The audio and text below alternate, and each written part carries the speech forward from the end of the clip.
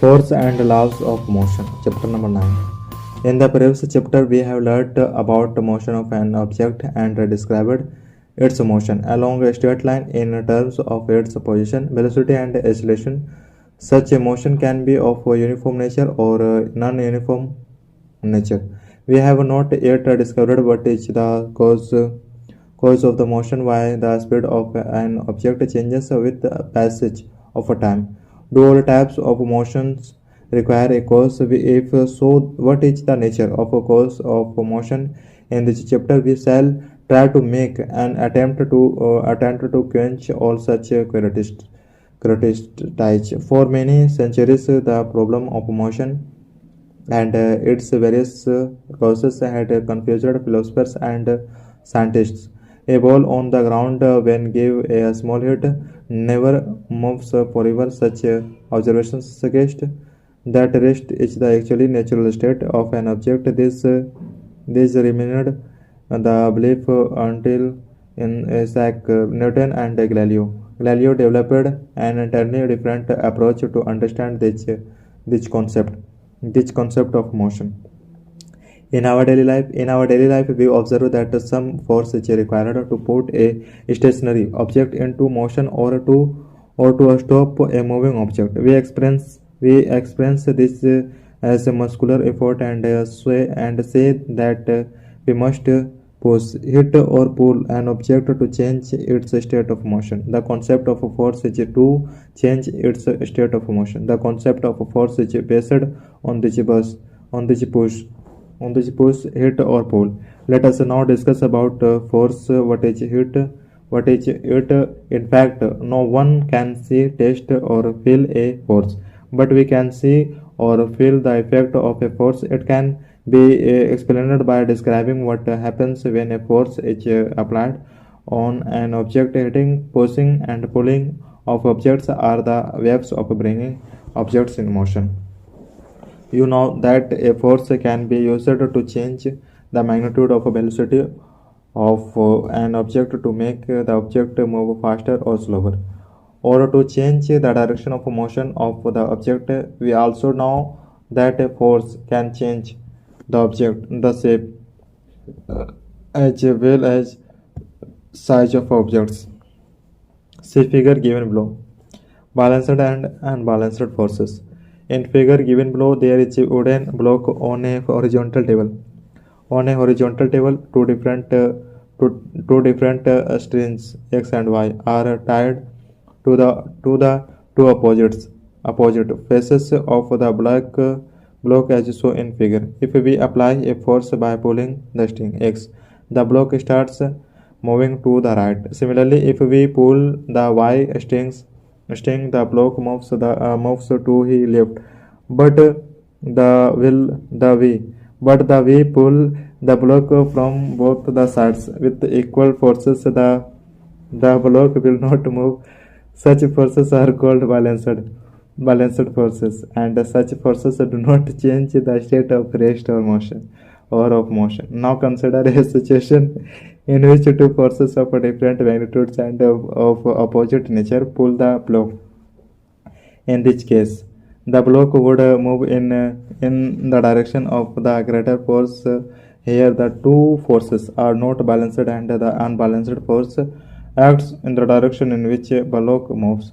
This concludes that an unbalanced force acting on an object brings it in motion. What will happen when some children try to push a box on a rough floor? If they push the box with less force, the box will not move because of friction acting in a direction opposite to the push force. This frictional force comes into play between two surfaces.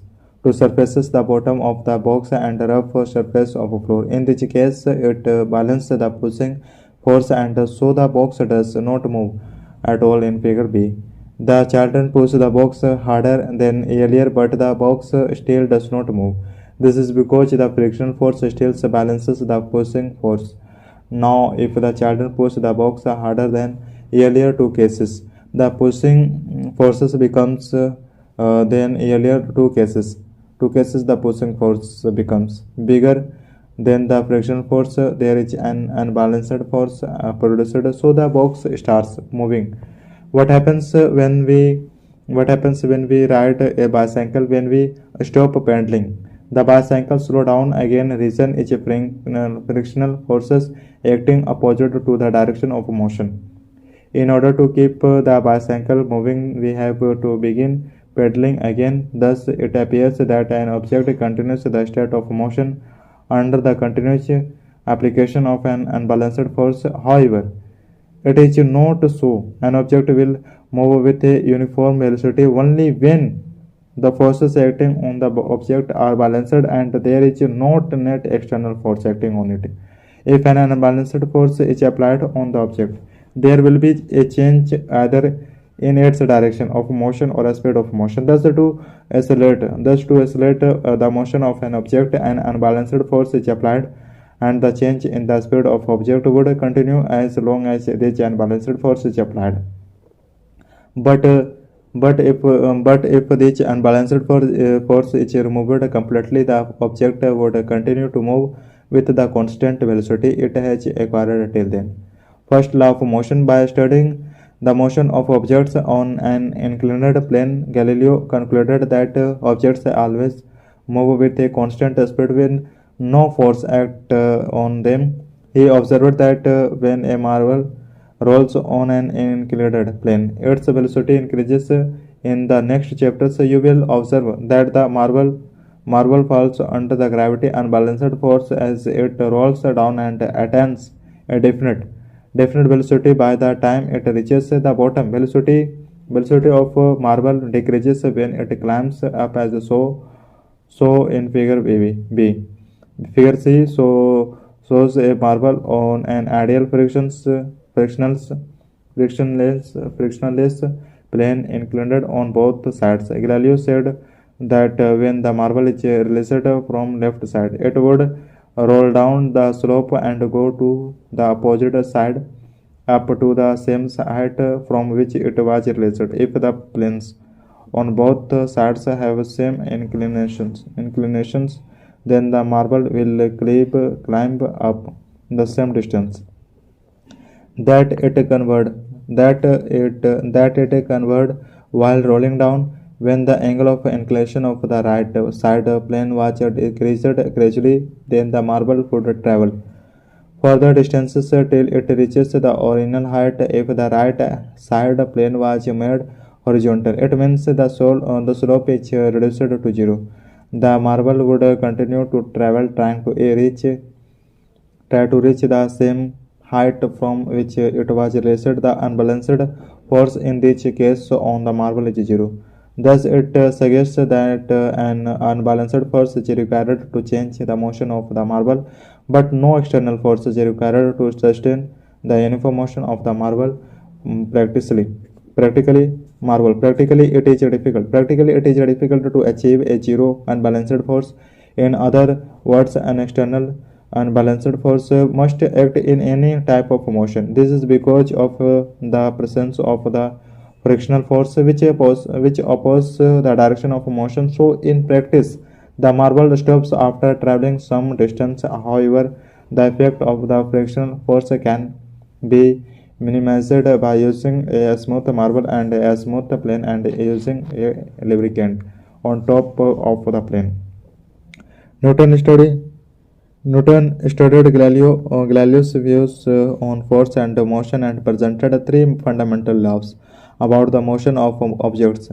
These three basic laws are known as Newton's laws of motion. The first law of motion is as follows: an object remains in a state of rest or of uniform motion in a straight line unless acted upon by external force. In other words, all objects try to resist a change in their state of motion. There is a tendency of objects to stay at rest or to keep moving with the same velocity is called inertia. That is why the first law of motion is also known as the law of inertia. A lot of experiences that we feel while traveling in a car can be explained on the basis of this law of inertia. We tend to remain at rest with respect to the seat. sit until the driver applies brakes to support the motor car. On applying brakes, the car slows down, but our body remains in the same state of motion because of inertia. This sudden application of brakes may cause injury to us by impact or collision with the inner sides.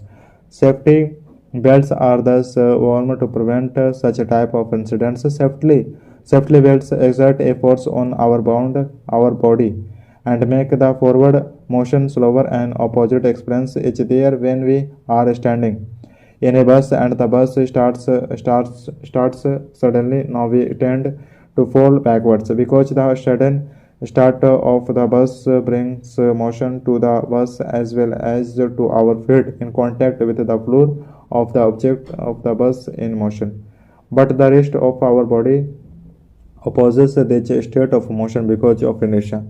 When a motor car when a motor car takes a sharp turn at a high speed, we tend to get thrown out of a bus. This also can be explained on the basis of the law of inertia. We tend to continue in a straight line motion. When we external unbalanced force is applied by the engine to change the direction of the motor car, we slip to one side of a seat due to the inertia of our body. The fact that a body will remain at rest unless acted upon by an unbalanced force can be visualized through the following activities. Observe that a groove is made in a saucer for placing the tea cup. It helps to prevent the cup from toppling over in case of sudden jerks. Inertia and mass. All the examples and activities given so far show that there is a resistance offered by an object to change its state of motion. If the object is at rest, it tends to remain at rest. If it is moving, it tends to keep moving. This property of an object is called inertia. Do all bodies have the same magnitude inertia? We know that it is easier to push an empty box than a full box of a box. In the same way, if we kick a football, it flies away.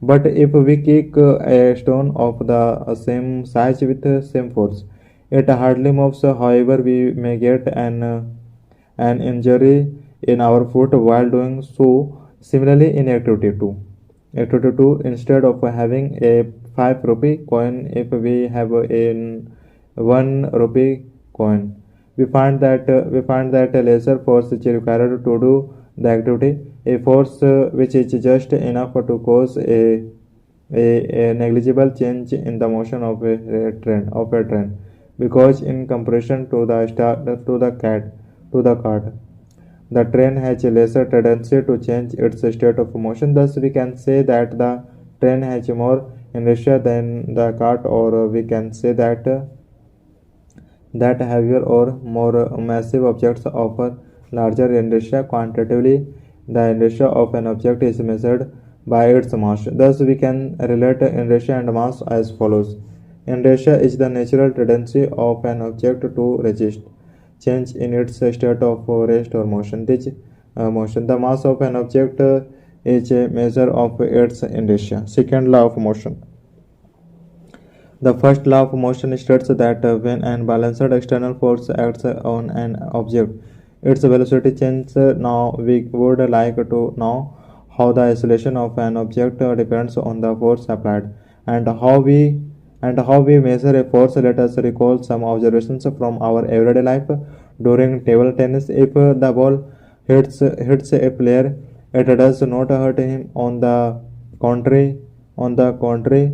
Uh, Contrary, when a fast moving cricket ball hits a person, it may hurt him. A truck at rest does not harm anybody, but a moving truck, even a low speed of 5 second s के power -1, may kill a person.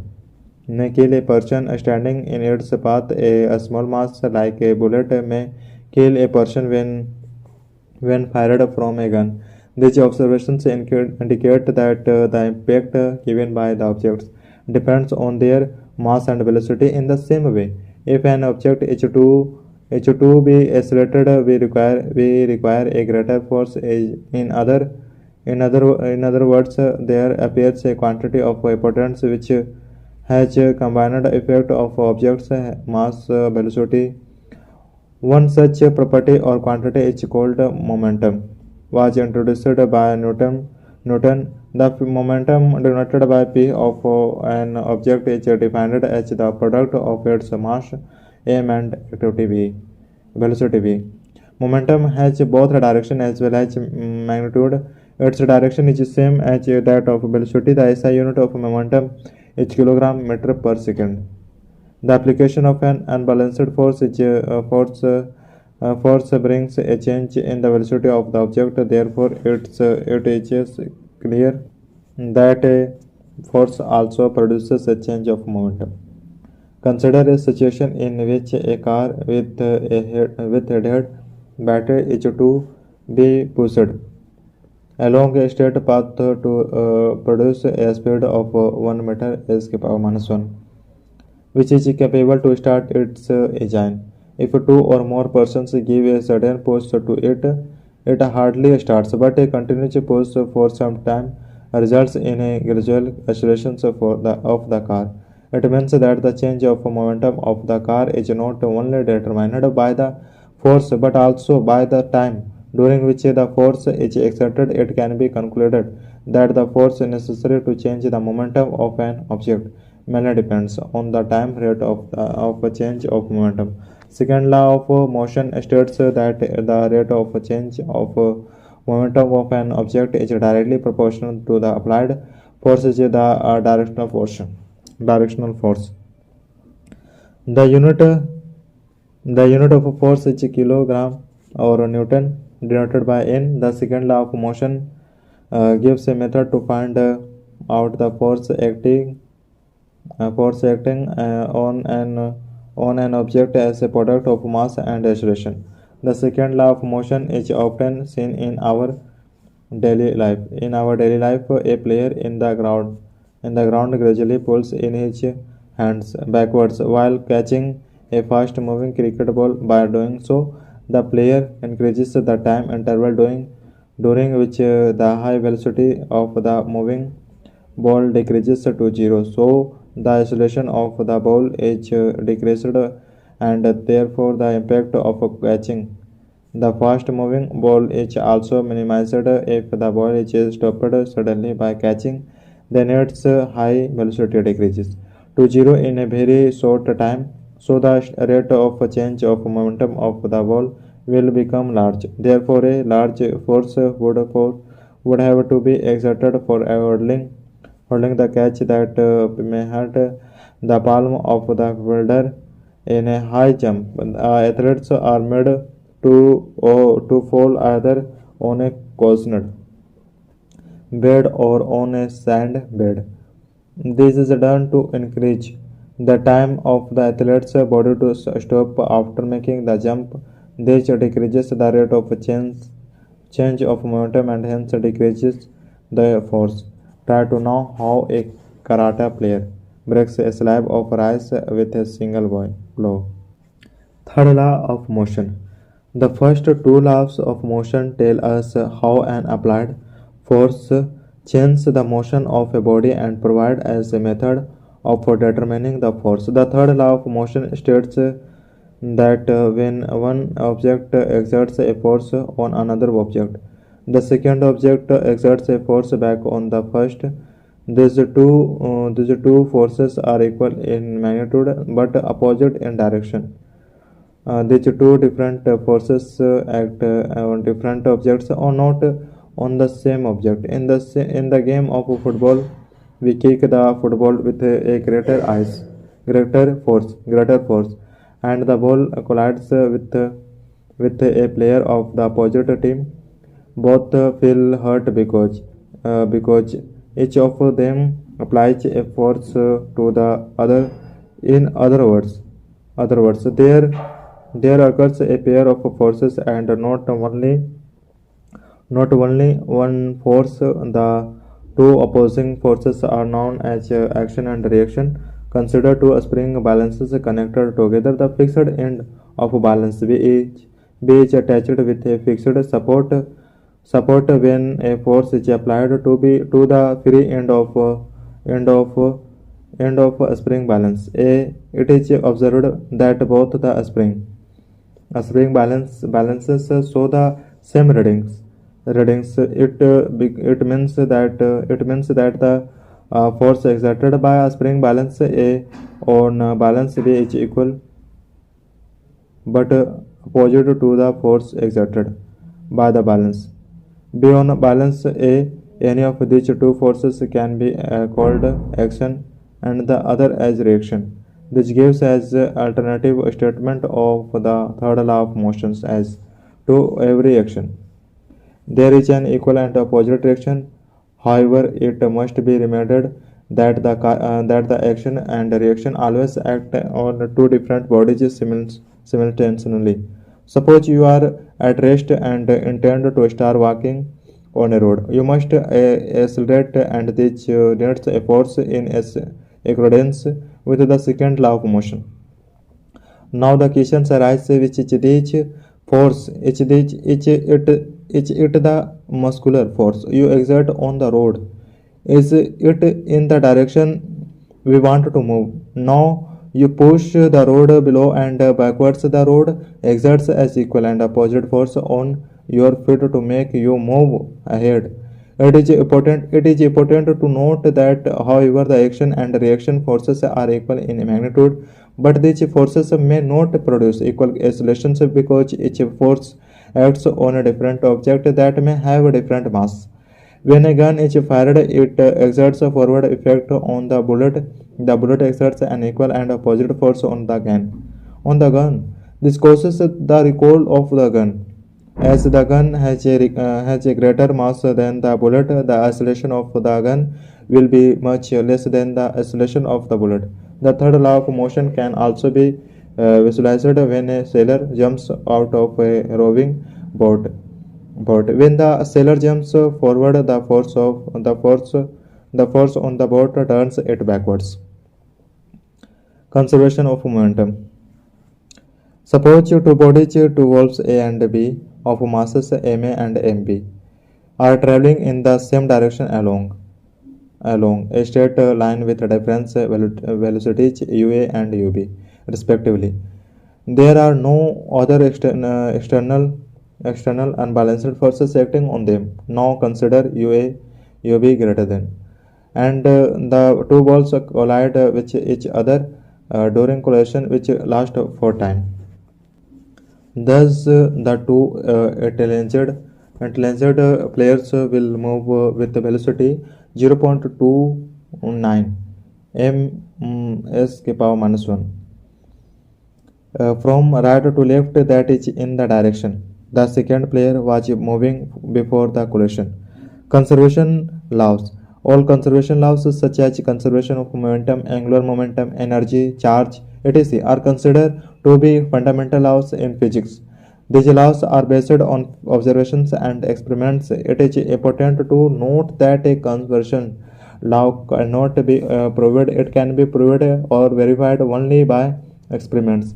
An experiment whose result is in conformity with the law or some sentence is the law, it does not prove the law. On the contrary, a single experiment whose result comes against the law is enough to disprove it. This law of conservation of momentum has been deduced from number of observations and experiments. This law was formulated 3 centuries ago. It is interesting to note that not a single situation has been elicited so far which contradicts this law. Many experiences of everyday life can be explained on the basis of the law of conservation of momentum.